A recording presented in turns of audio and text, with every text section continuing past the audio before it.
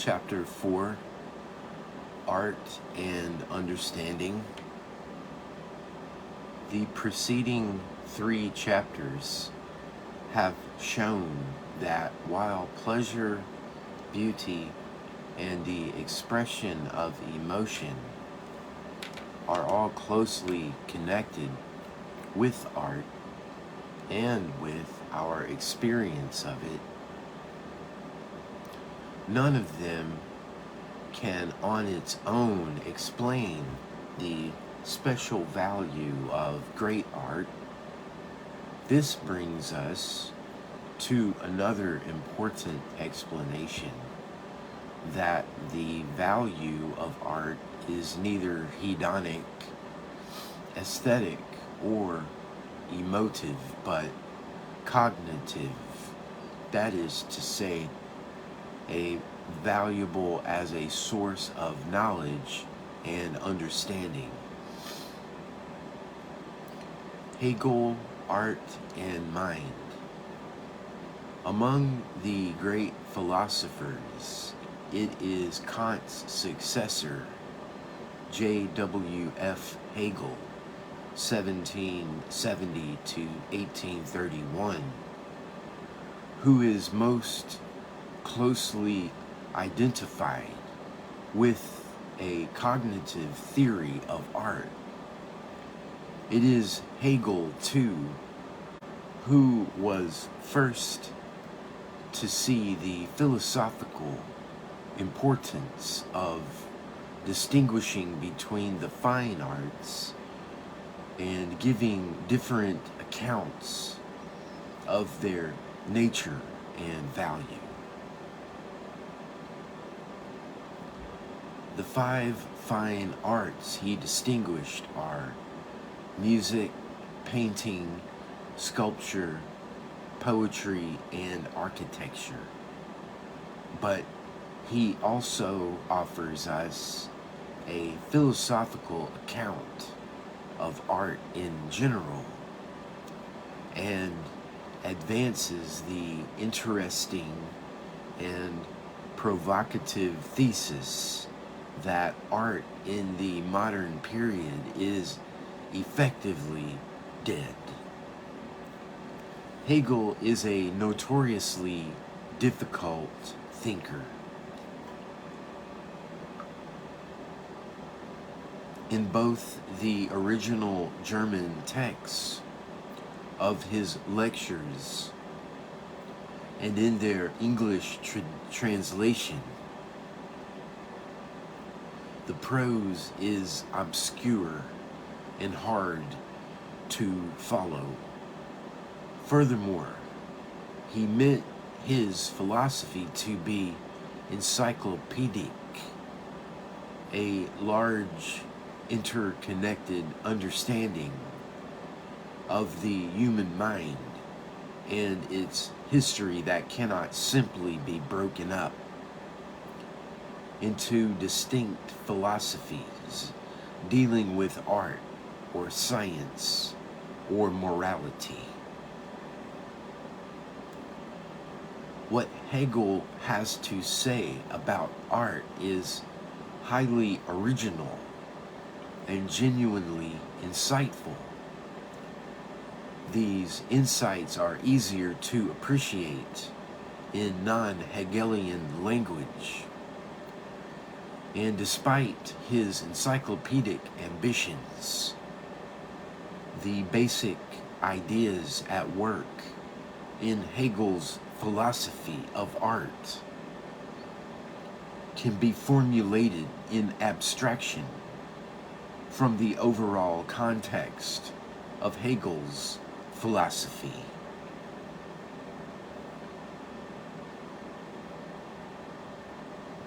This chapter will explore his general idea that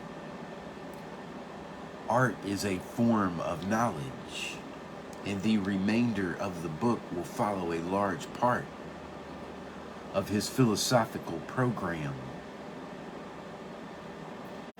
by exploring the distinctive nature and value of the different art forms and raising a question about modern art.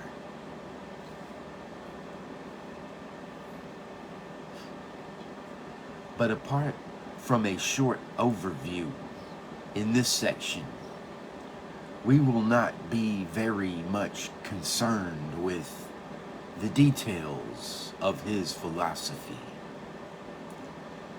Unlike other thinkers who have viewed philosophy as the intellectual study of a set of universal and timeless problems, Hegel's conception of philosophy is that of a progressive development over time in which the human mind comes to understand itself more adequately. In this development, there are phases which have both temporal and social locations. Human understanding differs in time and place. In later times, in different places come to a better, fuller understanding. At the heart of this development is religion, or the life of the spirit, because the essential nature of human beings is subjective, not objective. Each human being is a physical object, certainly, but within each such object is a thinking, willing, and feeling subject. Human knowledge and understanding is really self-knowledge, because it is knowledge of the animating spirit that constitutes our true nature.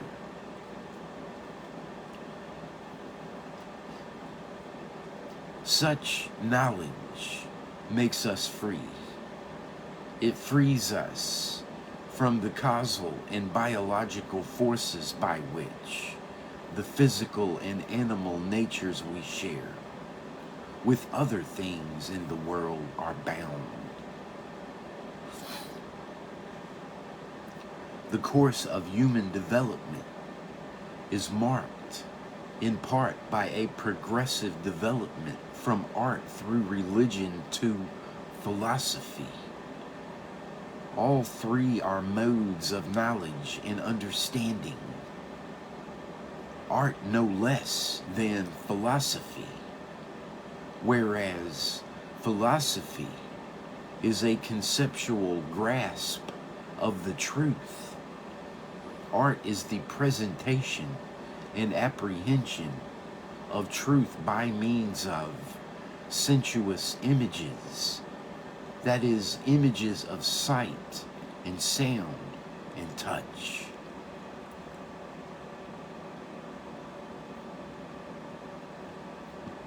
But these three modes of understanding are developmentally related such that art is a more primitive mode than religion, and religion finds its ultimate expression in philosophy.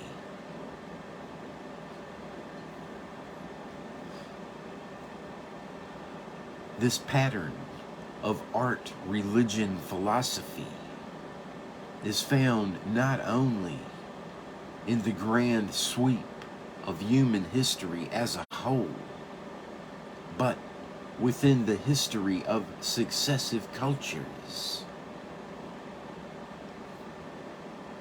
Each has its art, its religion, and its philosophy, and in each, one of them is dominant, as Hegel's general picture would lead us to expect. Dominance shifts along the same path from art through religion to philosophy. In the ancient world of the Greeks, the dominant aspect of culture was art. In medieval Christendom, it was religion. And in the modern world, which is to say the world of Hegel himself, it is philosophy. Art, religion, and philosophy are found in all three epochs, but with the shifting emphasis from first to third comes a development in art forms. Hegel ranks the 5 fine arts in a hierarchy of value. At the bottom is architecture, then sculpture, then painting, then music, and finally at the top, poetry. This hierarchical estimation is based on the degree to which the various forms of art are to be characterized by a diminishing dependence on the material. Works of architecture, such as the Parthenon, are huge constructions out of large and heavy materials, and their form has entirely to do with space. Sculpture, Michelangelo's David, for example, also uses materials like stone, but it uses them to depict human beings and thus embodies the human spirit. Painting goes a step further and creates its own imagery, imaginary space. A medium of 2 dimensions successfully portrays 3. Music abandons space altogether and restricts itself to time. Poetry, finally, is even more spiritual since it realizes itself in a medium that transcends the material altogether. What a poem says is independent even of the natural language in which it is composed, at least in the case of those poems that can be translated without significant loss into other languages. It is now possible to see why Hegel thought that the modern period would witness the end of art. The development of human understanding consists in a move from art to philosophy. The development of art forms consists in a move from the most material, architecture, to the least, poetry. These 2 developments lead to a convergence. Poetry completes the movement from the perceptual to the conceptual that is to be found within art. Philosophy completes the movement within human understanding to a wholly conceptual form of knowledge. The result is that art is finally sublimated in philosophy. Thus, the very process by which human understanding advances in the end leaves art no role. What art had to teach earlier worlds, it taught in the forms of architecture, sculpture, and painting. But what poetry has to teach the modern world is more clearly stated and more clearly understood through the medium of philosophical thought. Some commentators interpret Hegel as holding that it is in every era, rather than in history as a whole, that art becomes exhausted, so that what is at issue is not the end of art, but the need for its perpetual renewal.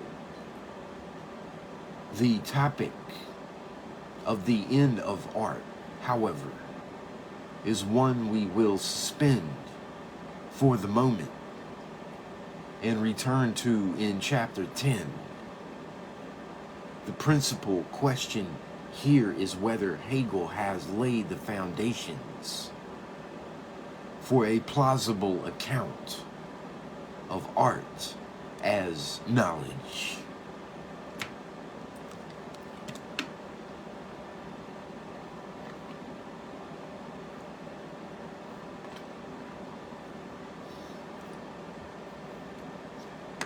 Art, science, and knowledge. Hegel's philosophy constitutes a remarkable distillation and organization of ideas that were very widely held in his time,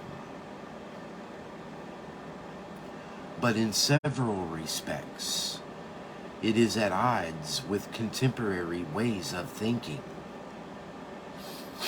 In particular, the belief in progress that underlies it, the preeminence he gives to philosophy, and the relative downgrading of art are all likely to be contested over or even rejected. Yet, we can find counterparts that fit the general picture quite well if we replace philosophy with science. It is widely believed that science is the most successful form of human knowledge, that it has developed progressively, though not uniformly, from its early beginnings in ancient Greece, and that its latest development, evolutionary biology, holds the key to understanding human nature itself. In short, the contemporary world attributes to science the sort of importance Hegel attributed to philosophy, and holds moreover that though art, and especially literature, has things to teach us about human nature, the truth of what it has to say must ultimately be borne out by the sciences of biology and psychology. In a similar fashion, Hegel believed that the knowledge embodied in works of art would have to be vindicated by philosophy. The important point to stress, however, is that he held the value of art to be cognitive, conveying knowledge rather than hedonic, giving pleasure, or aesthetic, being beautiful or expressive, communicating feeling. It is this cognitive view of art that this chapter aims to explore. Hegel is not its only exponent. Among 20th century philosophers of art, the best known exponent of this belief is the American philosopher Nelson Goodman. In an influential book entitled Ways of World Making, he says, "A major thesis of this book is that the arts must be taken no less seriously than the sciences as modes of discovery, creation, and enlargement of knowledge in the broad sense of advancement of the understanding.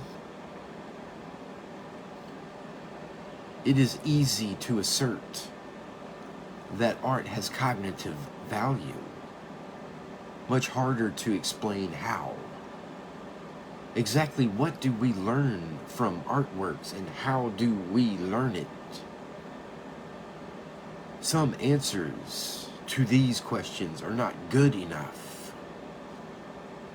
For example, while it is true that information of all sorts can be picked up from novels and paintings, this does not show art to be a special or distinctive mode of knowledge, because information we pick up in this way is quite coincidental to its being a work of art that contains it.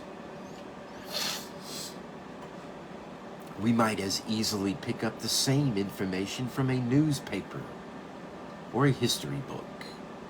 In other words, the information is not an integral part of the work.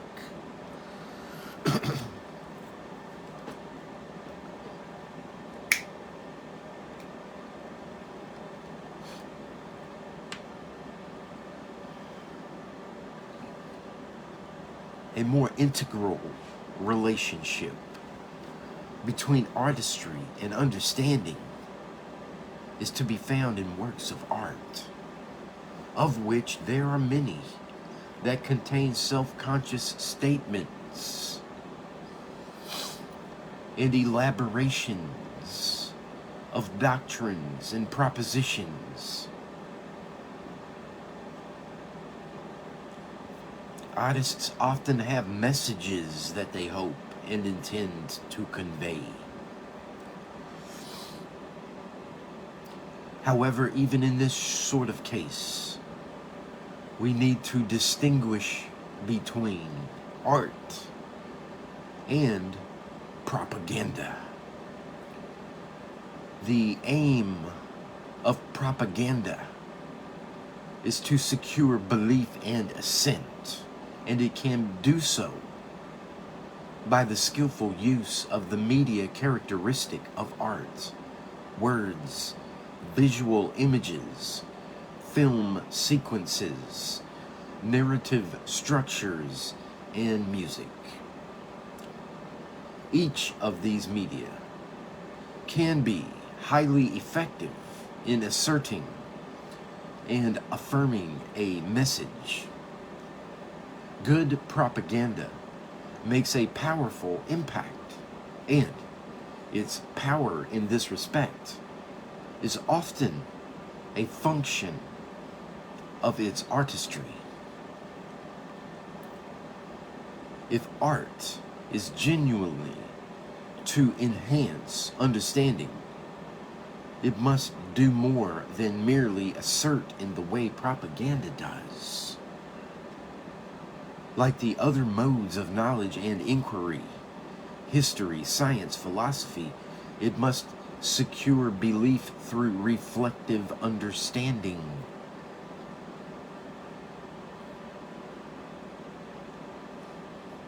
The interesting version of the claim that we learn from art then is not that paintings, poems, plays, and so on can provide us with information or propagate opinions in attractive ways, but that they advance our understanding by enhancing or enriching it.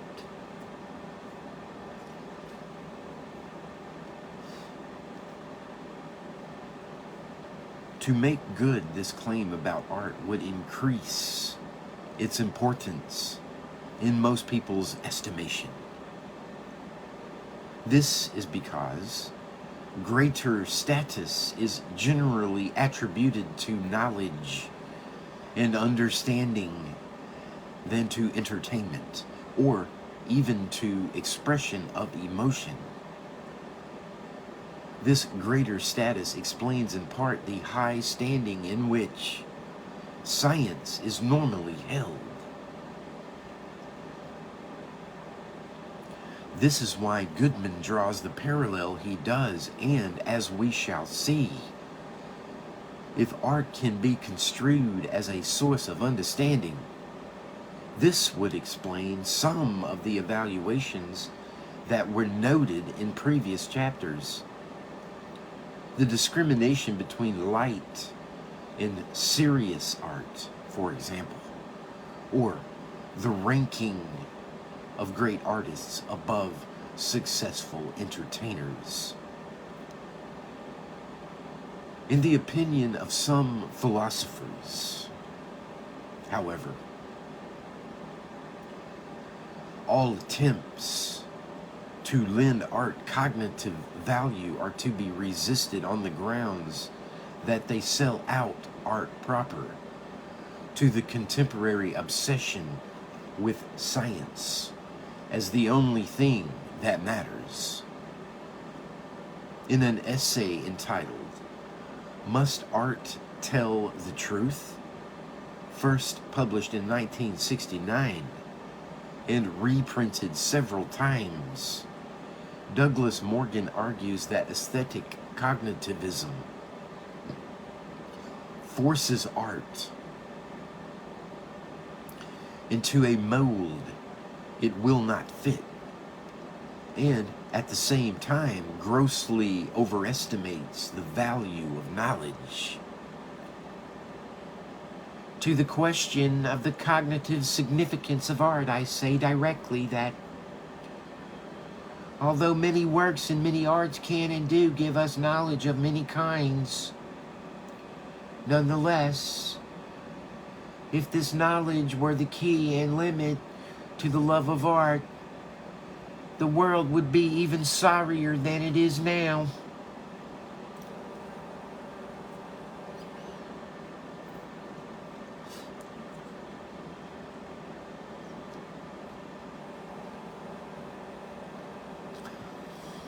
In Morgan's view, we feel driven to explain the value of art in terms of cognitive significance. First, because of an absurd alternative which offers us only a specious choice between art as a diversion or decoration on the one hand, or as a peculiar second-rate substitute for true blue empirical knowledge on the other. And second, because of a slavish adulation of science characteristic of contemporary Western thinking, but not true of other periods and places. Morgan rightly asserts us to a real danger,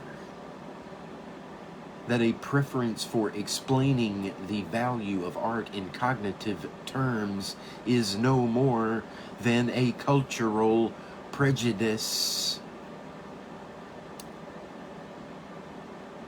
He is also right to resist reductionism in art. Any explanation of the value of art must preserve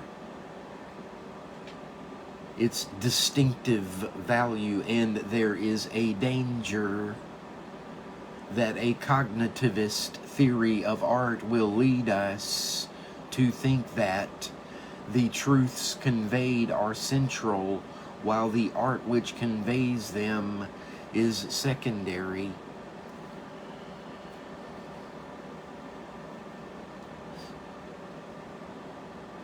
To underline this second point, Morgan asks, who among us would exchange the Sistine ceiling for one more monograph, however learned, on Pauline theology, in confident expectation of what answer any serious theory of art must give?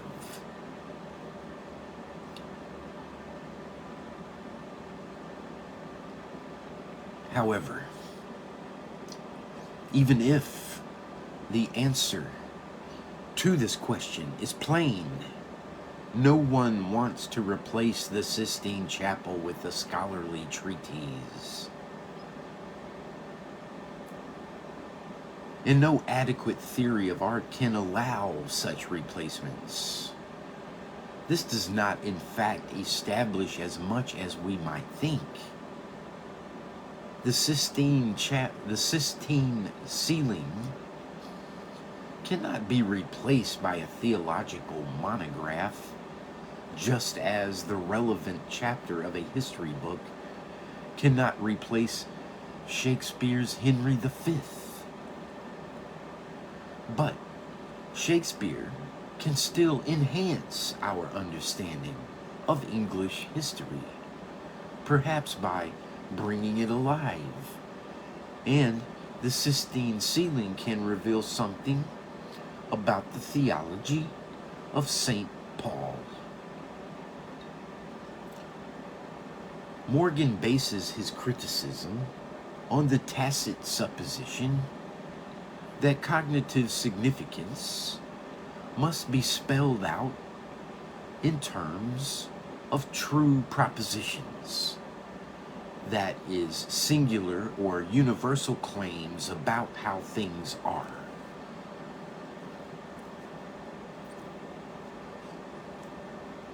In fact, his central argument against the cognitivist theory relies very heavily upon this idea. The argument that employs it runs as follows. Number one, any truth must be contradictable. Number two, one artwork cannot contradict another. Number three, therefore, no artwork can as such be the assertion of a truth. This is a good argument, but only if the cognitive theory of art is expressed in terms of truths. This is not how Goodman expresses it. In the passage quoted at the start of this section, he speaks of art in terms of understanding rather than truth. While Morgan is right to say that it must be logically possible for any truth-claiming proposition to be contradictable, this is not the case for an understanding or interpretation. An understanding of something can be described as defective or inadequate, but it is odd to speak of its being negated. This is a point that holds as much for science as it does for art.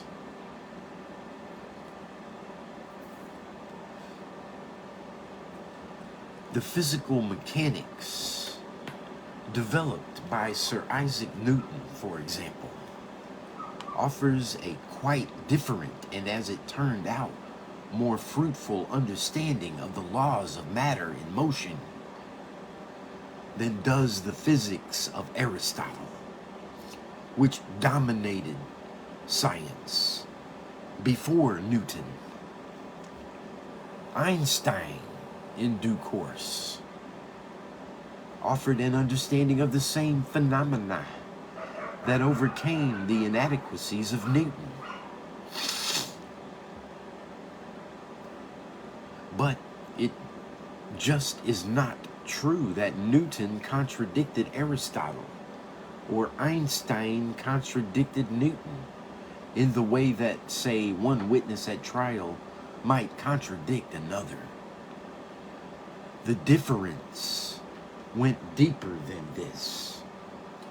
If this is true of physics, then the fact that artworks cannot contradict each other does not set art apart from science in the way that Morgan thinks it does.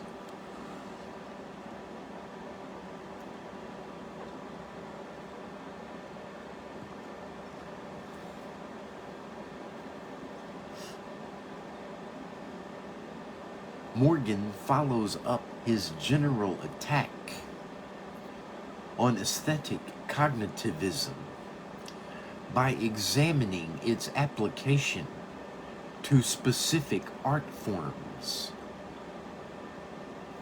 music, painting, and literature. He thinks it patently absurd that the importance of the breathless final moment when you have moved intensely with heart and mind through a quartet of Brahms or Bartok should be explained by what you learned from the experience. Learning, knowledge, and truth are no less valuable because their value is not exclusive.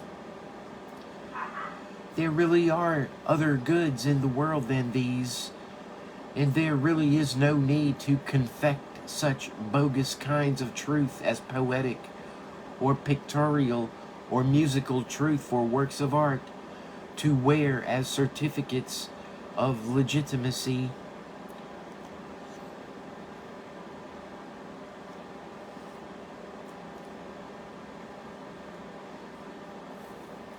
The weakness of this line of argument lies in the fact that no one, not even cognitive theorists of art, need deny it.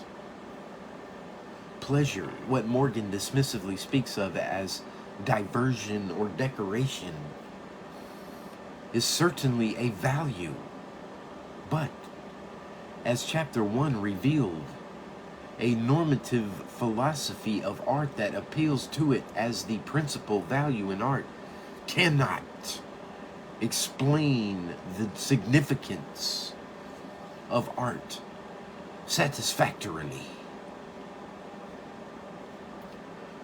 Pleasure explains the value of some art, but not all art, and especially not the greatest art, because degrees of pleasure cannot be correlated with distinctions between the light and the serious in art. Morgan's objection can be diffused by the observation that a cognitive theory of art need not claim that everything commonly called a work of art is valuable because of its ability to enhance our understanding. This would obviously be false. Some works are to be treasured because of their beauty, and others are to be valued chiefly for the pleasure they give us. The principal advantage of a cognitive theory is that it can explain what makes major works of art especially important and why the works of great masters are to be described as lasting achievements. Its contention is that though these may indeed be pleasurable or beautiful, this is not where their greatest value lies. An adequate estimation of their significance requires us to use terms like illuminating, insightful, and profound, cognitivist terms that aim to convey their contribution to our understanding of experience. Actually, Morgan has difficulty resisting this contention altogether. No less than others, he wants to speak of art as enriching us. And when he refers to being moved intensively with heart and mind through a quartet of Brahms or Bartok, my emphasis, it is difficult not to give this a cognitive twist. What else could an intense movement of the mind be, if not something to do with greater understanding? It is precisely the inclination to talk in many similar ways that lends plausibility to the thesis that we learn from art, and provided we remember always that it is better regarded as a claim about understanding than truth, nothing said so far shows that we cannot learn from art.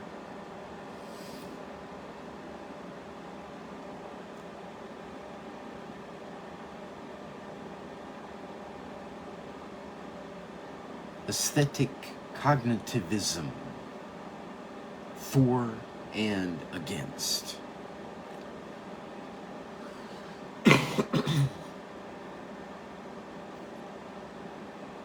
For all that cognitivism about art has relatively few supporters among philosophers and artists,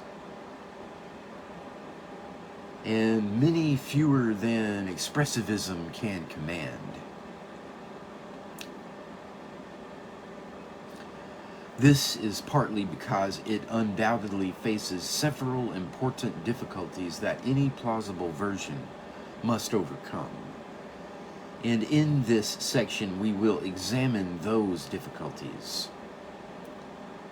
First, though, it is worth reviewing the advantages cognitivism enjoys as an explanation of the value and importance of serious art, because these show that there is good reason to persist in trying to solve the problems that it encounters. First, the thesis that serious art enriches human understanding makes it relatively easy to explain the place of art in our culture, its role and status in the curricula of schools and universities is immediately intelligible. If the purpose of education is to develop the mind and increase understanding, and if art is one form of this understanding, then the study of art clearly has a proper place in education. That far greater amounts of private time and public resources are devoted to it than to amusement or even sport is no more puzzling than that science is given far more attention than entertainment.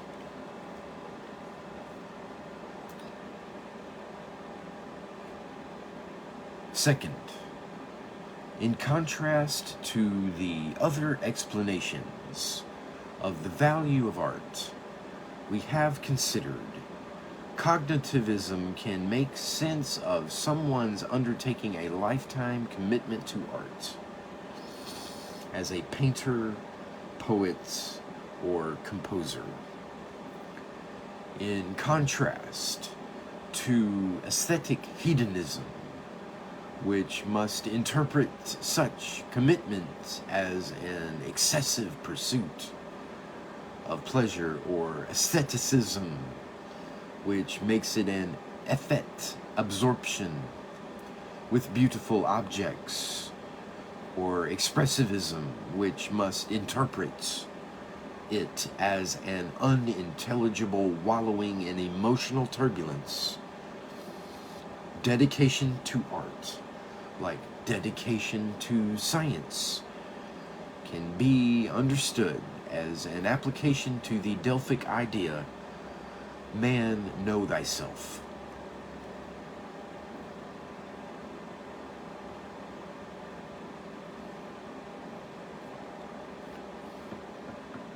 Third, if art truly is a source of understanding, this enables us to explain the way we discriminate between works of art. In just the same way that one experiment or mathematical proof is judged more important than another in the light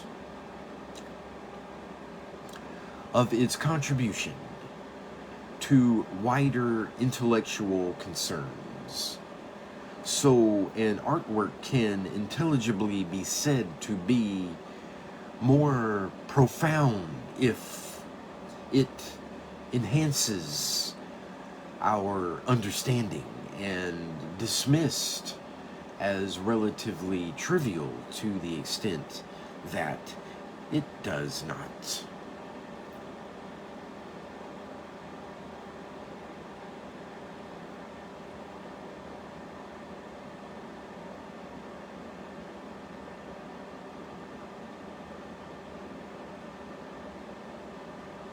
Fourth, aesthetic cognitivism also enables us to make sense of an important range of critical vocabulary.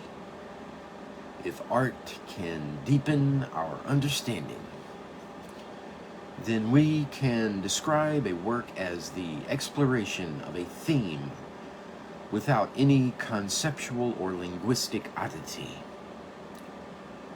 Aesthetic cognitivism makes good sense of the concepts of insight and profundity, superficiality, and distortion in art, and makes it appropriate to describe the portrayal of something as convincing or unconvincing, terms that we also apply to arguments and evidence. People often speak of works of art in precisely these ways. If cognitivism, in contrast to hedonism, aestheticism, and expressivism,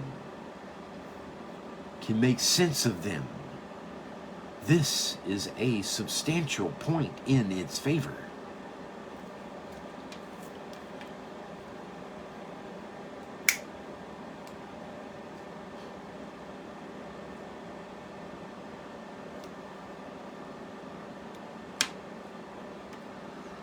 So much for cognitivism's advantages. But what of its difficulties? Two of these are crucial. How does art advance our understanding, and of what does it do this? To appreciate the force of these questions, it is instructive to examine in greater detail Goodman's original parallel between art and science. We should understand science here as a general term, not confined to the natural sciences, but encompassing a wide variety of intellectual inquiries: history, mathematics, economics, and philosophy, as well as astronomy, physics, chemistry, biology, and so on. In all these disciplines, one way of characterizing inquiry is as a movement of thought from an established basis to a potential conclusion via a logic or set of rules of reasoning.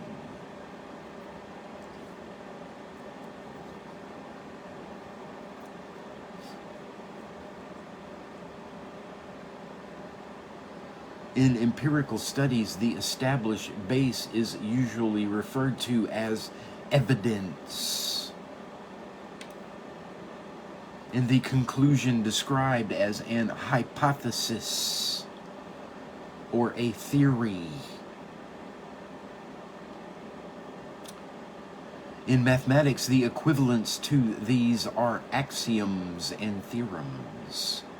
In philosophy, they are premises and conclusions. While the terminology differs from subject to subject, all these forms of intellectual inquiry share the same basic structure. The aspiration is to demonstrate an incontestable progression from base to terminus. Since an established terminus becomes the base for the next chain of reasoning, successful inquiry moves progressively from terminus to terminus.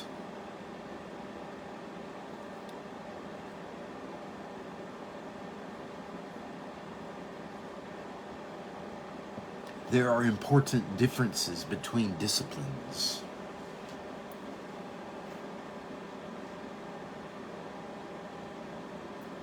Of course, but the abstract analysis of the structure of intellectual inquiry allows us to pose some important difficulties in the idea of art as a source of understanding.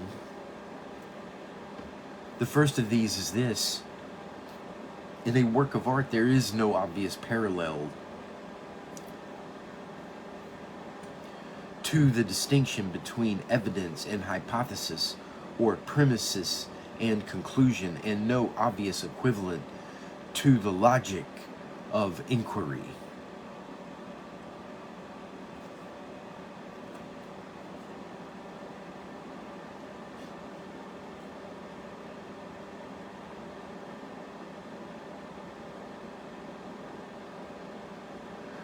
I don't know if it's art, but the recent footage I saw of the super prison in El Salvador as an image was one of the most mind-blowing images I've seen since the Memphis police beating of the young man there outside of his house. And two different approaches to image making, I suppose, but don't get fancy there. One important reason for this disanalogy is that works of art are works of imagination.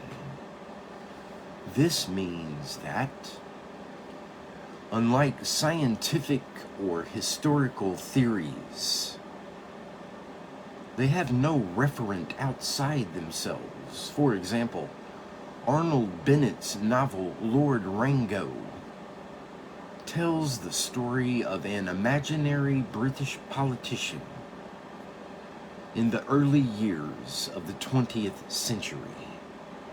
And in the spirit of aesthetic cognitivism, we might say that it is a study of the interplay of principle and ambition in politics.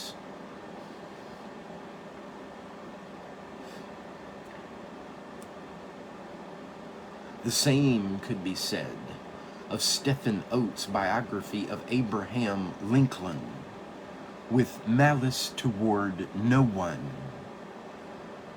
But to speak of both of them as studies disguises an important difference between the two. Oates is constrained in what he writes by history, by what actually happened. He presents us with the facts of Lincoln's career, and he leads us by argument and interpretation to take a certain view of his political life. Bennett, by contrast, has no such constraint.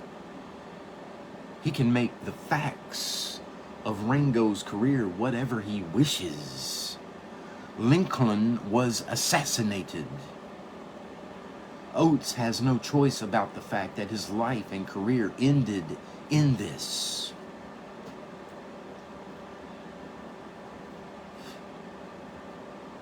In Bennett's novel, Rango's career suffers a serious setback.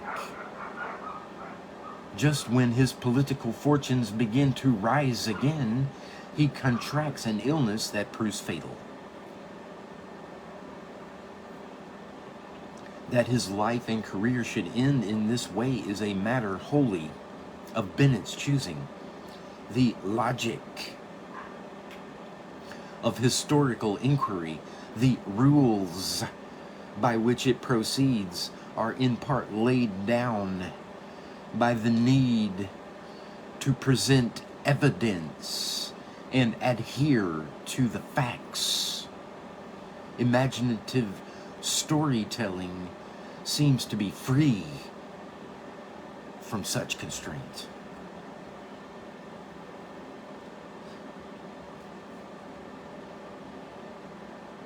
The same point can be made about other forms of art.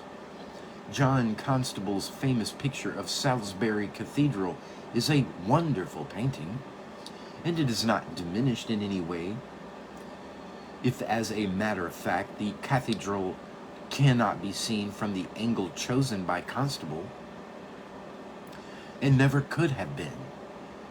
A similar representation in a guidebook would be a serious fault. What seems to follow is this: novelists and painters may indeed direct our thoughts, but they can hardly be said to direct them to reality. Their activity is not the recording of fact, but the exercise of imagination.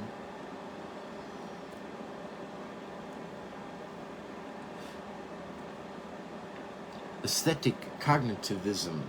Second major difficulty is this: in history, philosophy, or natural science, the evidence, argument, and ideas that are employed, the hypothesis advanced, and the conclusions defended can almost always be expressed or explained in widely differing ways.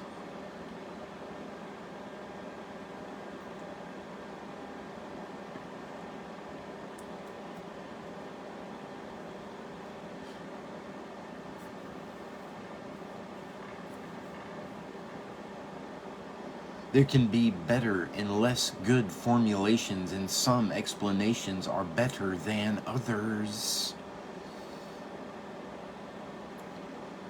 But for the most part, the precise wording of an argument or hypothesis is not essential to its truth and validity. It appears that the contrary is true in art. Every artwork is unique. What it says or shows cannot be said or shown in any other form without significant loss of content. This is a consequence of the unity of form and content in art, long held to be one of its peculiarities. Works of art are organic unities, that its entities so integrated that the alteration of a single item within them, a line in a poem, a color in a painting, a harmonic progression in a piece of music, changes the whole work. This view of art has been current among philosophers since the time of Aristotle. And while it may be an exaggeration to say that not a single feature of an artwork can be altered without altering the whole, it is certainly true that form has an importance in art that it does not have in science, history, or philosophy. One consequence of the unity of form and content in art is this: artistic insight and understanding cannot be paraphrased. As soon as we attempt to paraphrase the content of a work, that is, to present it in some other form, we destroy it. Thus, the truth in art eludes us every time we try to explain it. Pope's well-known line, "What oft was thought, but ne'er so well expressed," as a description of poetry sounds plausible, but even in the case of poetry can't be right, because the thought or idea in a poem cannot be expressed adequately except in the way the poet has expressed it. In art, the work itself is indispensable, and no paraphrase or summary, however good, can be a substitute for this. I can say to someone, explain Einstein's theory of special relativity to me, and what they go on to say could be said in several different ways, but whatever Shakespeare has to tell me can only be told as Shakespeare told it. Why does this matter? It matters because it raises a question about how truth in art is to be tested, refined, and revised. If I can't state what Shakespeare had to say in any other way than the way he stated it, how can I put it to the test? And if his statement is unique, how could some other statement improve upon it, as a scientific hypothesis might improve upon its forerunners? If such things are impossible, what reason have we for applying the ideas of truth and understanding to art at all? It can certainly be claimed that there is a great truth to be learned from art, and that art reveals great insight into aspects of human experience. But if it is the sort of truth that cannot be independently stated, and cannot therefore be tested outside the artistic medium, we have no reason to think of it as a truth in the ordinary sense at all.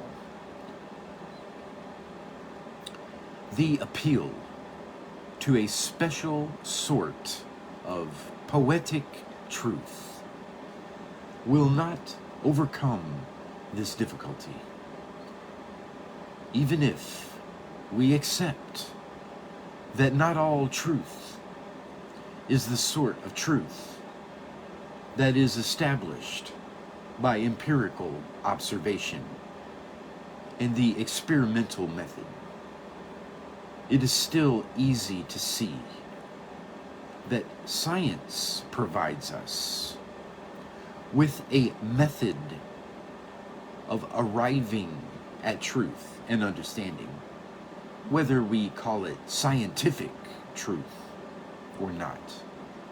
The problem for aesthetic cognitivism is not that there is no such thing as poetic truth, but that it is difficult to see what equivalents there are to observation and experiment in art.